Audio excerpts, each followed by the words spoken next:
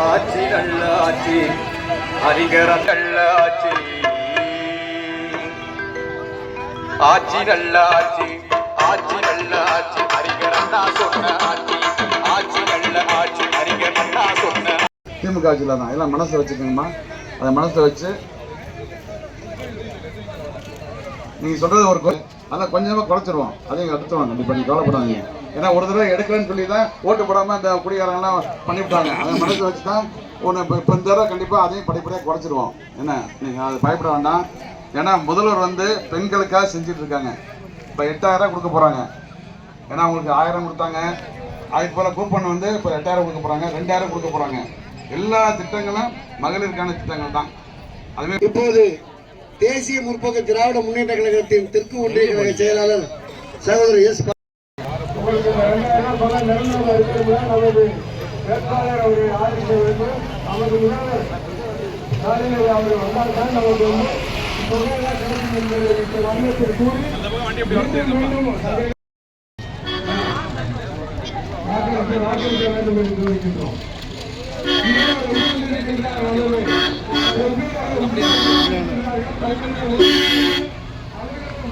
முன்னாடி போகாதீங்க.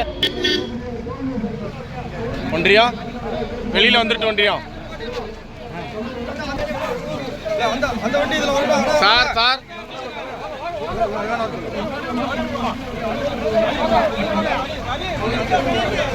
அண்ணே அண்ணே மறைச்சிக்காதீங்க. மறைச்சிக்காம பண்ணுங்க. இங்க பாருங்க, மறைச்சிக்காம பண்ணுங்க.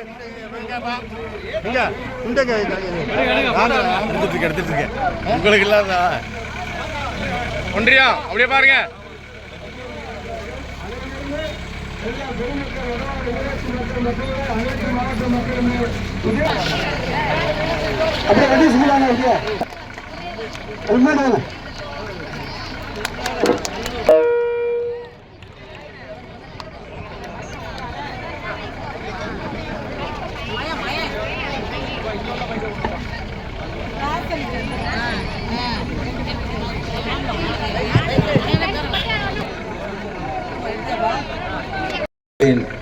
சார்பாக நடைபெற்றுக் கொண்டிருக்கும் இந்த கூட்டத்திற்கு வருகை தந்து சிறப்பித்துக் கொண்டிருக்கும் மாண்புமிகு மறுமலர்ச்சி திராவிட முன்னேற்ற கழகத்தின் முதன்மை செயலாளர் அண்ணன் துரை வைகோ அவர்களே, ஒன்றிய கழக செயலாளர் அண்ணன் ராமகிருஷ்ணன் அவர்களே, திமுகவின் மாவட்ட கழக செயலாளர் அண்ணன் கலியமூர்த்தி அவர்களே, அண்ணன் புத்தாம்பூர் சுப்பையா அவர்களே, திரு ராஜகோபால் அவர்களே, திரு கலியமூர்த்தி அவர்களே, திரு இச்சடி மாரிமுத்து அவர்களே, திரு கிருஷ்ணமூர்த்தி அவர்களே, காங்கிரஸ் கட்சியை சேர்ந்த திரு ஜெய்சங்கர் அவர்களே, தேமுதிகவை சேர்ந்த ஒன்றிய கழக செயலாளர் அண்ணன் பாண்டியன் அவர்களே, அண்ணன் படவாளம் ரவி அவர்களே, அண்ணன் பாலகிருஷ்ணன் அவர்களே, அண்ணன் டி சிவகுமார் அவர்களே, திரு அஞ்சுகா மீனாட்சி சுந்தரம் அவர்களே மற்றும் அரங்குலிங்கம் அவர்களே, திரு செல்வராஜ் அவர்களே, திரு விஜிஆர் மணிவன் அவர்களே, திரு வி என் பாலு அவர்களே, திரு முனியாண்டி அவர்களே, திரு ஆதீஸ்வரன் அவர்களே,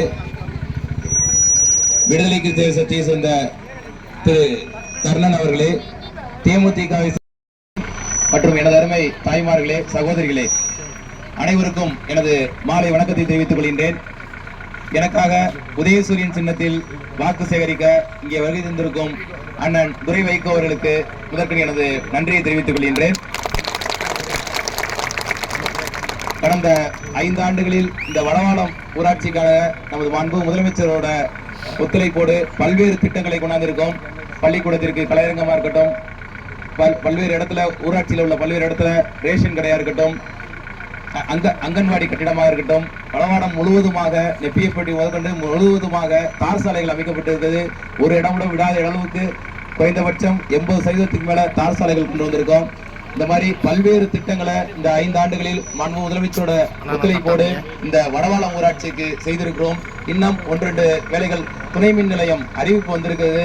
இன்னும் அந்த இடம் வந்து இன்னும் தேர்வாகாம இருக்கிற காலத்தினால் கூடிய விரைவில் துணை மின் நிலையம் இந்த வடவாளம் பஞ்சாயத்தில் அமைய இருக்கின்றது. இந்த மாதிரி பல்வேறு திட்டங்கள் அமைவதற்கு மீண்டும் ஒரு முறை எனக்கு உதயசூரியன் சின்னத்தில் வாக்களித்து என்னை மீண்டும் ஒரு முறை முக்கியீடு செய்யுமாறு உங்கள் பாலம் தொட்டு கேட்டுக்கொள்கிறேன்.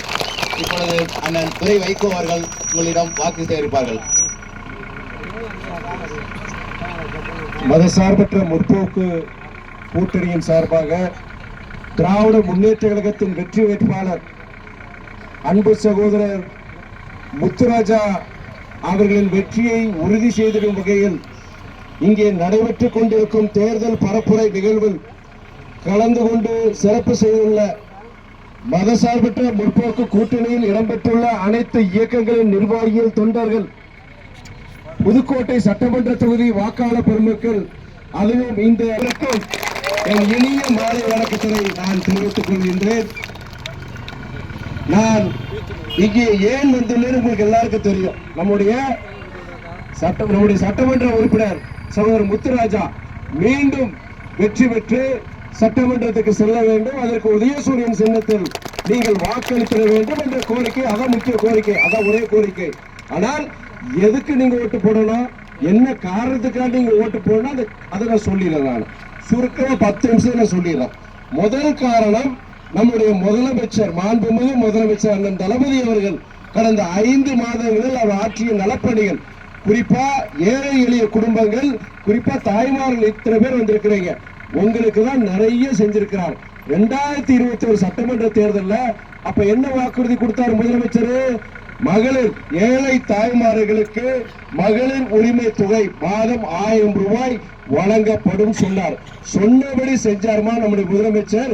தமிழ்நாட்டில் 1,31,00,000 உங்களை போன்ற ஏழை தாய்மார்களுக்கு மாதம் 1000 ரூபாய் வழங்கப்படுகின்றது. இப்ப முதலமைச்சர் என்ன சொல்றாரு? மீண்டும் ஆட்சிக்கு வரும்பொழுது அந்த மகளிர் உரிமை தொகை 1000 இல்லை 2000 ரூபாயாக உயர்த்தப்படும் சொல்லியிருக்கிறார். எல்லாம் உங்களுக்காண்டிதான். அதே நேரத்தில் உங்களுக்கு சிறப்பான திட்டங்கள், மக்களை தேடி மருத்துவமா இருக்கட்டும், இல்ல நம்ம வீட்டு ஏழை வீட்டு பிள்ளைங்க, அரசு பள்ளியில் படிக்கிற பிள்ளைங்க +2 பல வீடுகள் நிப்பாட்டிடுறோம். ஏன்னா காலேஜ் ஃபீஸ் கட்ட முடியல செய்யறேன்னு சொல்லிட்டு +2 போதப்பா அப்பாவோட வேலைக்கு போ அப்படின்னு சொல்லி பல வீடுகள்ல, பல்லாயிரக்கணக்கான வீடுகள்ல அந்த பிள்ளைங்களை காலேஜுக்கு அனுப்ப மாட்டேங்கிறோம். அது கூடாது. ஏழை வீட்டு பிள்ளைங்க, அரசு பள்ளியில படிக்கிற பிள்ளைங்களுக்கும் அந்த கல்லூரிக்கு போற, காலேஜுக்கு போய் பட்டதாரி ஆகணும்னு சொல்லிட்டு நம்முடைய முதலமைச்சர் அருமையான திட்டங்களை கொண்டு வந்தார். என்ன திட்டம்? ஆம்பளை பசங்களுக்கு தமிழ் புதல்வன் திட்டம், பொம்பளை பசங்களுக்கு புதுமை பெண் திட்டம். இந்த திட்டத்தின் மூலமா மாசம் 1000 ரூபாய் கொடுத்து காலேஜுக்கு, அரசு பள்ளியில படிக்கிற பிள்ளைங்க நீங்க கல்லூரிக்கு போனீங்கன்னா மாதம் 1000 ரூபாய் வழங்கப்படும் சொல்லி அது கொடுத்தவர் நம்முடைய முதலமைச்சர். இப்போ அந்த திட்டத்தினால தமிழ்நாட்டில் 12 லட்சம் அரசு பள்ளியில படிக்கிற பிள்ளைங்க, அந்த 12 லட்சத்துக்கு மேற்பட்ட பிள்ளைங்க இன்னைக்கு அந்த மாசம் 1000 ரூபாய் கிடைக்கிறதுனால இன்னைக்கு காலேஜுக்கு, கல்லூரிக்கு போயிட்டு இருக்கிறாங்க.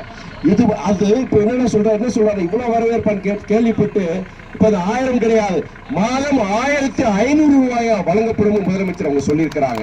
இந்த தமிழ் புதுமை பெண் திட்டம் அருமையான திட்டம்.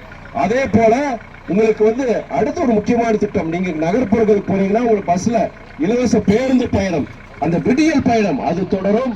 அது இல்லாம உங்களுக்கு சிறப்பா உங்களை மாதிரி இல்லத்தரசிகளுக்கு அந்த இல்லத்தரசி திட்டம், அந்த பேரே இல்லத்தரசி திட்டம்.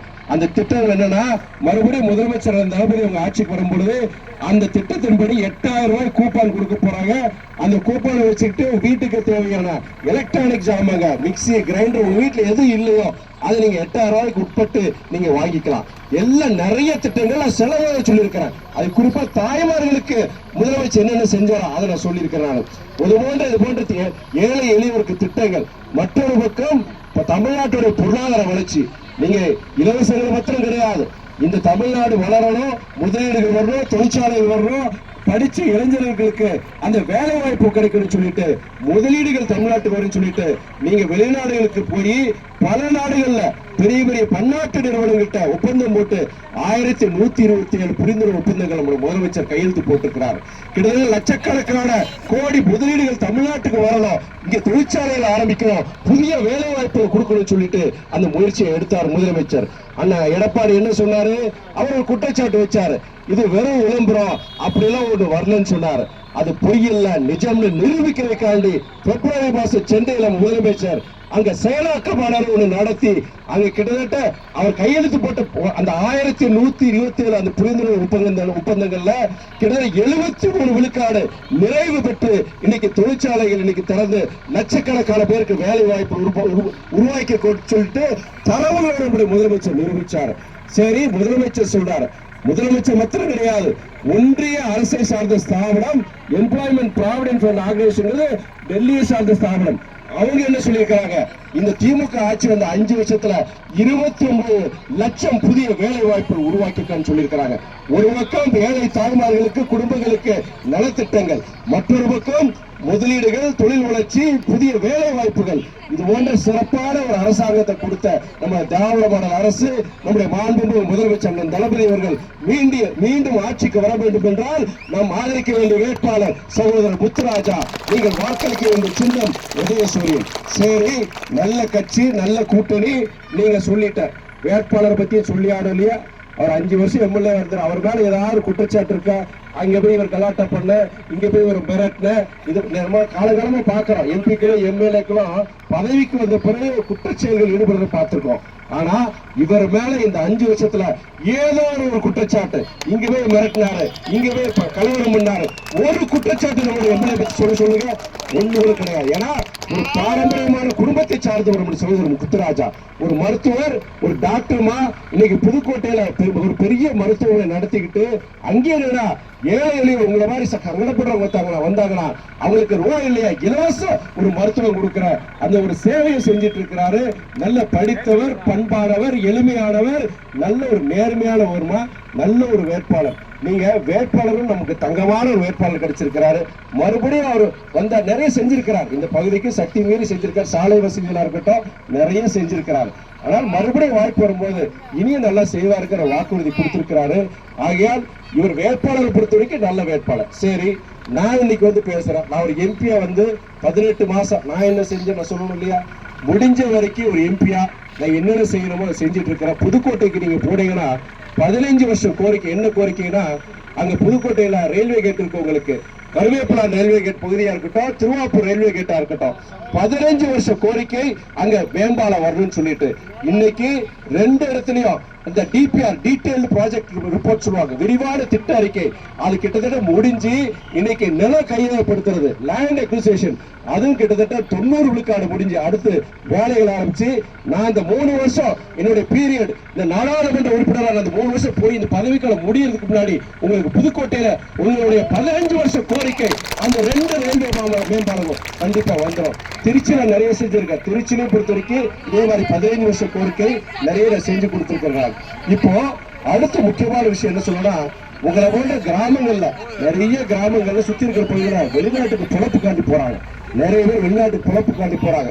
அங்க போய் இன்னும் உடம்பு சரியில்லை, இல்ல ஏதாவது விபத்துல மாட்டிக்கிறாங்க. அப்படி உயிரோட போராடும் போது தவிக்கும் போது ஒரு எம்பியா வெளியுறவுத்துறை அமைச்சர்கிட்ட பேசி இதுவரைக்கும் இந்த 18 மாசத்துல 20க்கும் மேற்பட்டவங்களை பத்திரமா நம்ம தமிழ்நாட்டுக்கு நான் கூட்டு வந்து சேர்த்துக்கிறேன். அதற்கு உதாரணமா நம்மளுடைய மட்டியான்பட்டி, இங்க பெருங்கலூர் மட்டியான்பட்டிங்கிற கிராமத்தை சேர்ந்த வினோதங்கிற தோழர், அவர் சவுதி அரேபியாவில் வேலைக்கு போனவர். அங்க போய் அங்க உடம்பு சரியில்லாம அங்க வைத்தியம் இல்லை, இன்சூரன்ஸ் கிடையாது, இதுவும் கிடையாது, மாட்டிட்டு தவிக்கிறார். எனக்கு இங்க இருக்கிற நம்ம மாவட்ட செயலர் அந்த கலியமூர்த்தி, மதிமுக மாவட்ட கலியமூர்த்தி எனக்கு அனுப்பி சொல்றார், இந்த மாதிரி நம்ம தொகுதியில இந்த மாதிரி அங்க உயிருக்கு போராடிட்டு இருக்காரு, வைத்தியம் பார்க்க முடியல. அங்க அப்படி சொல்லும் பொழுது உடனே வெளியுறவுத்துறை அமைச்சர்கிட்ட பேசி என் தொகுதியை சார்ந்த இந்த நபர் உடனே அவருக்கு கூட்டு வரணும்னு சொல்லிட்டு அந்த மூலமா ஏற்பாடு பண்ணி பத்திரமா கூட்டது அந்த ஊர், அவர் ஊர் மட்டியான்பட்டியில் சேர்த்தனாரு. நம்ம ஊர் வினோதுங்கிற தோழர் இது போன்ற 20க்கும் மேற்பட்டவங்களை நான் காப்பாற்றி கொண்டு வந்தேன். சரி, இறந்தவங்க இருக்கிறாங்க, இது போன்ற வெளிநாட்டில் இறந்தவங்க இருக்கிறாங்க. இறந்தவங்க இருக்கும்போது நம்மள மாதிரி சங்கட சாதாரண இது என்ன பண்ணுவாங்கன்னா, ரூபா கிடையாது இல்லையா, அவங்களே நம்முடைய நீங்க இந்துவா இஸ்லாமியரா சொல்லுங்க, இங்கேயே நாங்க அடக்க பண்ணிடுறோம்னு சொல்லிட்டு அது பண்ணிடுவாங்க. ஆனா அந்த குடும்பங்க அந்த இழப்பு, அந்த இறந்ததே பெரிய சங்கடம். கடைசியில் அந்த முகத்தைனாச்சும் அந்த வீட்டுக்காரர் அவங்க அப்பாவுடைய முகத்தைனாச்சும் பார்க்க முடியாதுன்னு சொல்லிட்டு அந்த அந்த அந்த வீட்டில் இருக்கவங்க படுற அவதி பார்த்தீங்கன்னா அவ்வளோ கஷ்டத்தில் இருக்கும்போது நான் இதுவரைக்கும் 20க்கும் மேற்பட்ட இறந்தவங்க உடல்களை அந்த ஊருக்கு கொண்டு வந்து அவங்களுடைய முறைப்படி, சமுதாய முறைப்படி அவங்களுக்கு இறுதி அடக்கப்பட வச்சிருக்கு. இதெல்லாம் நான் வந்து மனிதநேயத்தோட உங்களுக்காக நீங்க எனக்கு ஓட்டு போட்டு போட வச்சிருக்கிறீங்க. ஒரு நாடாளுமன்ற உறுப்பினரா நான் செய்ய வேண்டிய கடமைகளை நான் செஞ்சிருக்கிறதுனால அதே மாதிரி இன்னொன்னு தெரிஞ்சுக்கோங்க, நான் உங்களை மாதிரி பல குடும்பங்கள்ல கேன்சர், சில பேருக்கு கேன்சர் வந்துருது, இல்ல மாரடைப்பு வந்துருது, இல்ல கிட்னி ஃபெயிலியர் வந்துருது. தனியார் மருத்துவமனைக்கு போன 10 லட்சம் 15 லட்சம் கேட்க உங்களால் கட்ட முடியல. அப்படி பலவரை எனக்கு உதவி கேட்டு என்னுடைய அலுவலகத்துக்கு வரும்போது அவங்களுக்கு பிரைம் மினிஸ்டர் ரிலீஃப் ஃபண்டுன்னு ஒன்று இருக்கு, பிரதமருடைய நிவாரண நிதினு ஒன்று இருக்கு.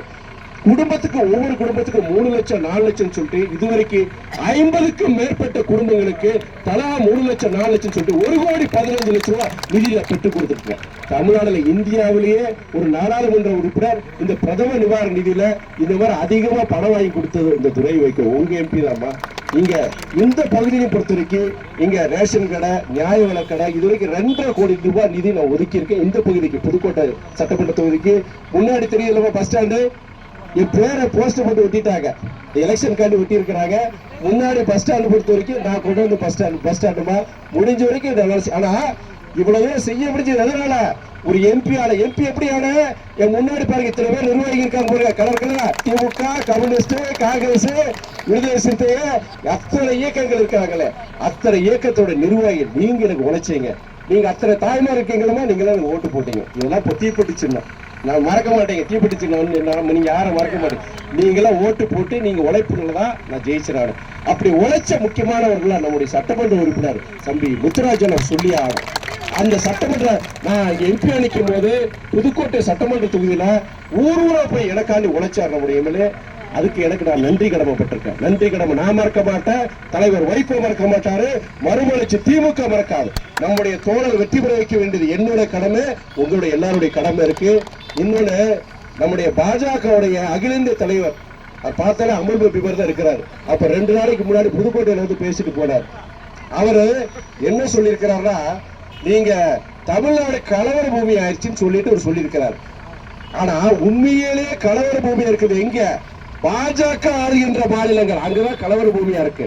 இது நான் சொல்லல, நீங்க நேஷனல் கிரைம் ரெக்கார்ட்ஸ் பியூரோன்னு சொல்லிட்டு ஒன்றிய அரசை சார்ந்த ஒரு ஸ்தாபனம் அவங்களுடைய புள்ளி விவரங்கள் இப்படி என்ன சொல்றாங்கன்னா, பாஜக ஆளுகின்ற மாநிலங்கள் உத்தரப்பிரதேஷ், மத்திய பிரதேஷ், ராஜஸ்தான், அங்கதான் கலவரங்கள் அதிகம். குறிப்பா பெண்களுக்கு எதிரான குற்றங்கள் அங்கதான் அதிகமா நடக்குது. நம்ம சென்னையிலயோ மதுரையிலயோ கோயம்புத்தூர்லயோ நைட்டு 10 மணி வரைக்கும் பெண்கள் இங்கேயே நடக்கு. ஆனா தவறுகள் நடக்கும் போது 24 மணி நேரம் 48 மணி நேரத்துக்குள்ள காவல்துறை அந்த குற்றவாளிகளை கைது பண்ணிடுறாங்க. அது அந்த வட மாநிலம் கிடையாது. அவரை வந்து சொல்லிட்டு போயிருக்காரு. அதாவது கலாச்சார தலைநகரமா இருந்த தமிழ்நாடு இன்னைக்கு குற்றங்களுக்கான தலைநகரமா மாறிடுச்சுன்னு சொல்லிட்டு டெல்லி நாட்டோட தலைநகரமா அங்க நான் எம்பியா போய் அங்க போயிட்டு டெய்லி காலையில பேப்பரை திறந்தானா டெய்லி 2 இடத்துல துப்பாக்கி சூடு, 2 இடத்துல அது குண்டு வெடிக்குது. இது டெல்லியில 4 பொழுது நடக்குது. 7-8 மணிக்கு மேல பெண்கள் டெல்லியில ஒரு இடத்துக்கு போக முடியாது. உலகத்திலேயே இருக்கிற நகரங்கள்லயே பெண்களுக்கு அதிகமான குற்றங்கள் நடக்கிற நகரம் பொறுத்த வரைக்கும் டெல்லி. உலகத்திலேயே நான் சொல்றேன். நான் அதை ஆண்டது யாரு? அங்க காவல்துறை யார் கட்டுப்பாடுல இருக்கு? அதனால நான் சொல்றேன், இங்க தமிழ்நாடு பொறுத்த வரைக்கும் இங்க குற்றங்கள் நடக்குதுன்னு சொல்ல, இங்க நடக்குது. ஆனால் 24 மணி நேரம் 48 மணி நேரத்துக்குள்ள அந்த குற்றவாளிகளை கண்டிச்சு அவங்களை தண்டிச்சு அவங்களை வந்து அதுக்குள்ள நடவடிக்கை எடுத்துறாங்க முடியும் அரசாங்கம். ஆகையால் இந்த தேர்தலை பொறுத்த வரைக்கும் தமிழ்நாடு பொறுத்தவரை அமைதி பூங்காவாக நீடிக்க வேண்டும் என்றால், சமூக நீதி வெற்றி பெற வேண்டும் என்றால், மத சார்பின்மை வெற்றி பெற வேண்டும் என்றால், தாய்மார்கள் உங்களுக்கான அந்த மகளிர் உரிமை தொகை மாதம் 2000 ரூபாய் கிடைக்க வேண்டும் என்றால், விடியல் பயணம் தொடர வேண்டும் என்றால், நல்லதொரு வேட்பாளர் வெற்றி பெற வேண்டும் என்றால், ஆதரப்பேர் உதயசூரியன், ஆதரப்பேர் உதயசூரியன், உதயசூரியன், உதயசூரியன், உதயசூரியன். நன்றி, வணக்கம்.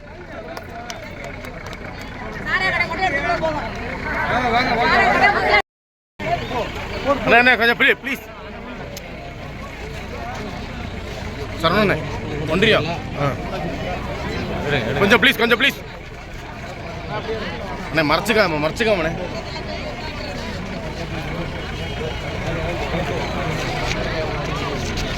ஓகே சார், வைத்தலைவரை போங்க. வைட்டாரு